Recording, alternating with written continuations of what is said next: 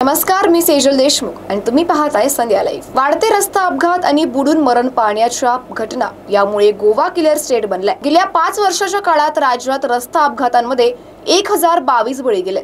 तब्बल 13,765 अपघातांची नोंद या कालावधीत झाली आहे। जगाच्या नकाशावर गोवा हे लौकिक प्राप्त पर्यटन स्थळ म्हणून झळकत असल्याचं देश विदेशातील पर्यटक मोठ्या संख्येने येथे भेट देत असतात। राज्याची लोकसंख्या केवळ 16 लाख असली तरी वर्षाकाठी 1.25 कोटी पर्यटक गोव्यात येतात। वाढत्या वर्दळीमुळे अपघातांचे प्रमाणही वाढले।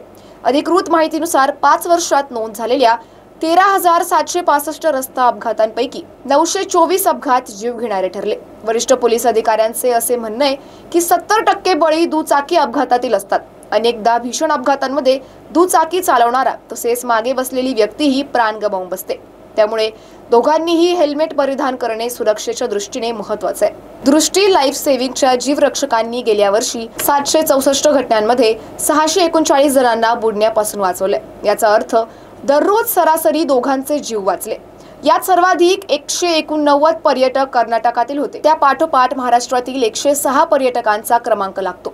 बुडण्यापासून वाचवण्यात आलेल्या 120 परदेशी पर्यटकांमध्ये प्रामुख्याने 70 रशियन आणि 16 ब्रिटिश नागरिक होते।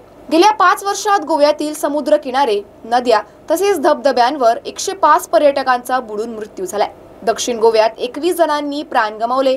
मद्यपान करून समुद्रात उतरणे किंवा धबधब्यावर जाणे यामुळे दुर्घटना घडतात। दृष्टी लाईफ सेव्हिंगचे 600 जीवरक्षक किनारे व धबधबे मिळवून 41 ठिकाणी सेवा देत आहेत।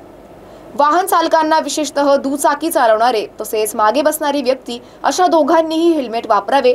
वेगाने वाहन चालवू नये, मद्यपान करून वाहन चालवू नये यासाठी पोलीस जागरूक राहून दंडात्मक कारवाई करत असतात। चेतक सावलेकर, वाहतूक पोलीस निरीक्षक, पणजी यांनी बोलले। अशाच अपडेटसाठी आमच्या संध्या लाईव्ह चॅनलला सबस्क्राईब करा।